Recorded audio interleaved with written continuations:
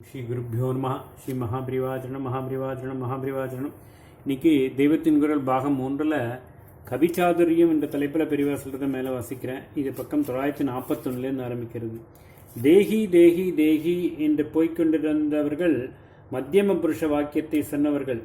அப்படி போய்கொண்டிருந்த பண்டித சமூகத்தில் வாரி கொடுப்பவராக நான் கொடுக்கிறேன் வாங்கிக்கொள்ள வாருங்கள் என்று தத்யாம் சொன்னவர் வெங்கட்ராம சாஸ்திரி.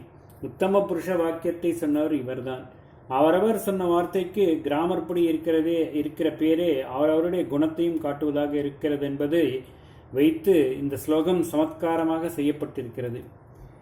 ஏதாவந்த மனே அசம் பகவதி பாரத்ய நைஷிதோஹோ யா தேஹீதி ஹி மத்தியமேன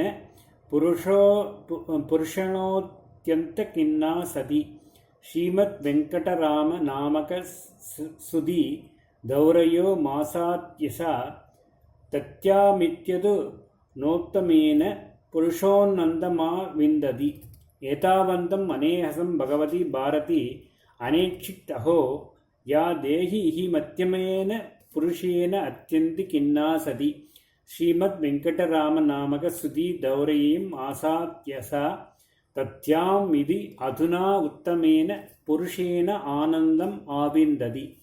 அஹோ ஐயோ பாவம், ஏதாவந்தம் அநேஹசம் இந்த காலம் வரையில் தேகி இதி தேகி என்கிற மத்தியமேன புருஷேன மத்தியம புருஷர்களால் அத்தியந்த கின்னா சதி ரொம்பவும் மனக்லேசம் கொண்டவளாகி பகவதி பாரதி சரஸ்வதி தேவி அனேஷீத்து தளர்ந்து, அதாவது டிப்ரெஸ்டாக இருந்தாள். ஹி என்பது ஒரு அபிப்பிராயத்துக்கு அழுத்தம் கொடுக்கிற ஒற்றை எழுத்து வார்த்தை.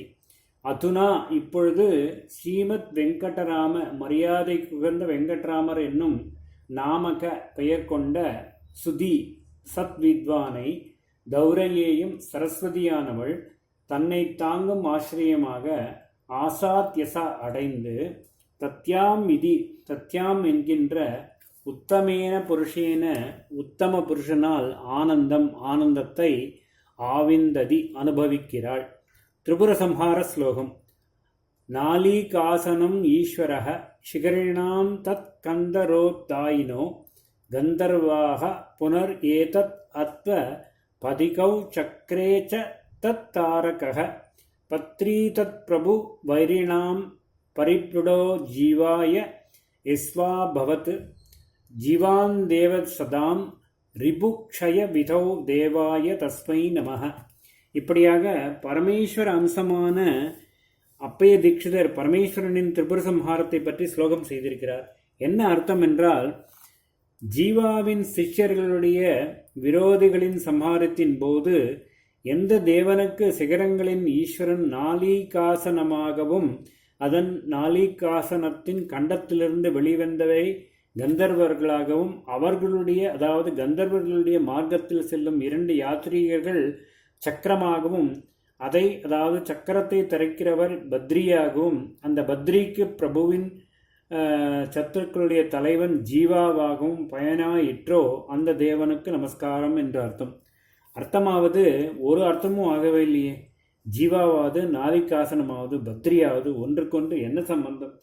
ஜீவா சிஷ்யர் சம்ஹாரத்தில் பத்ரி சத்ரு தலைவன் ஜீவாவாக ஆவதாவது. மகா பெரியவராக சொல்லப்படும் அப்பய தீட்சிதர் இப்படி தலைகால் புரியாமல் பண்ணியிருக்கிறார். 2 அர்த்தமுள்ளதாக பல வார்த்தைகள் இருக்கின்றன அல்லவா? இவற்றை உபயோகித்து வார்த்தை விளையாட்டு பண்ணுவதில் அப்பய தீட்சிதர் ரொம்ப நெருடலாக செய்த ஸ்லோகமே இது. வேதாந்தத்துக்கு மூல பிரமாணமாக இருக்கப்பட்ட பிரம்மசூத்திரத்தின் ஆரம்ப பாகத்துக்கு அவர் நியாய ரக்ஷாமணி என்ற வியாக்கியானம் செய்திருக்கிறார். அதிலே தத்ஹேது யப தோஷாச்ச என்று வரும் சூத்திர விரிவுரையில் இந்த ஸ்லோகம் வருகிறது. அது தற்காக என்பதை புரிய வைப்பது இப்பொழுது அவசியமில்லை. ஏதோ ஒரு இன்டலெக்சுவல் எக்ஸசைஸ். இதிலும் குஷி இருக்கிறது என்றுதானே சமத்கார ஸ்லோகங்களை பார்க்கிறோம். அப்படிப்பட்டதான ஸ்லோகத்தை பற்றி மாத்திரம் சொல்கிறேன். இதில் ஒரு வார்த்தையை முதலில் பெயர் சொல்லாக சொல்லியிருக்கும். உடனே அதற்கு என்றாற்போல் ரிலேட்டிவ் ப்ரோனோன் அட்ஜெக்டிவ் ப்ரோனோன் என்பதாகவெல்லாம் அதே வார்த்தையை பற்றி தத்து ஏதத்து என்று மறுபடியும் வரும். இப்படி மறுபடியும் அந்த வார்த்தை வரும்போது வார்த்தை அதுவே தான் என்றாலும் அர்த்தம் வேறாக இருக்கும். இப்படி 5 வார்த்தைகளை 2 அர்த்தத்தில் இந்த ஸ்லோகத்தில் சொல்லியிருக்கிறது. நாளிகாசனம் என்பது ஒன்று, நாளிகம் என்றால் பானம், தாமரை என்று 2 அர்த்தம். அதனால் பானத்தை வைத்து இழுக்கிற ஆசனமாயுள்ள தனுசுக்கு நாளிகாசனம் என்று பெயர்.